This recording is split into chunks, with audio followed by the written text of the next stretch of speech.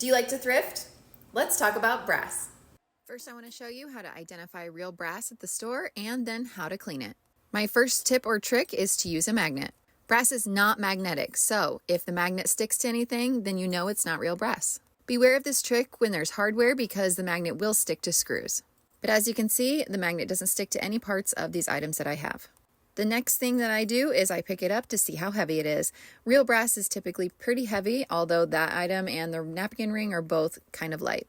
This is why it's important to use all of these cues and not just one. Brass is often made in India, so you may find a Made in India sticker on the bottom or on the back of these items. These have the same one. The snuffer doesn't have a sticker, but the vase does also have one that says Made in India.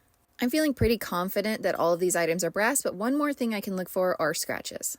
If there is scratching, the scratch underneath will also be the same color. You should not see silver. If you see silver, it might be aluminum or another non-magnetic metal. But let's get started on cleaning. The vase is already pretty shiny, but these other items could use a little cleaning. And a lot of brass pieces will come apart, especially candlesticks or like this snuffer, and that way it makes it easier for you to clean. You can use Brasso. It is very chemically smelling, and I'm not a huge fan of working with it, so my go-to is baking soda and lemon juice. Basically, the lemon juice is what cleans it, but the baking soda allows you to make a paste. I usually have a bigger bottle of lemon juice, but this is what I have for my drinks, so this is what we're using today. Once all of the baking soda soaks up the lemon juice, I'm going to then just start rubbing it with my hands. You can also use a soft bristled toothbrush if you would like, but make sure you don't use anything too harsh or scouring. You'd be surprised on how much you can get off with just rubbing it with your fingers. Pay close attention to all the speckles on that little hanging holder. I felt like that's where I saw the biggest difference. The vase itself wasn't too bad. It was already pretty shiny, but there were some black spots. I coated everything and I'm going to let it sit for about 10 minutes. The thicker the paste, the better.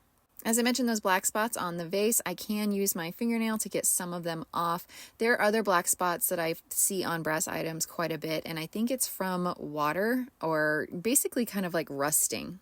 And of course, at that point, you can't get it off, but look at how greenish colored my hands are from all of the kind of tarnished look coming off of it. Look at this piece. You remember those spots? Doesn't that look so good? It's my favorite out of these items that I'm cleaning right now. I will then rinse it all in lukewarm water, and then I will use a microfiber cloth to dry them all off. The ring on the napkin ring, I'm not sure if that's actually brass. It didn't clean up very well, but I already suspected it wasn't brass. The snuffer, I was shocked at how clean it became, and there was actually writing on the outside of it, which I couldn't even see before. So here they all are, and I'm going to put them under a light so you can see the sparkle just a little bit more. Look at how good those look, and there's a before picture so you can kind of compare. Like I said, the vase wasn't that bad to begin with, but the other items look so great. And then here's a reminder that not everything needs to be polished up. I really like the look of the patina on these when they're left alone.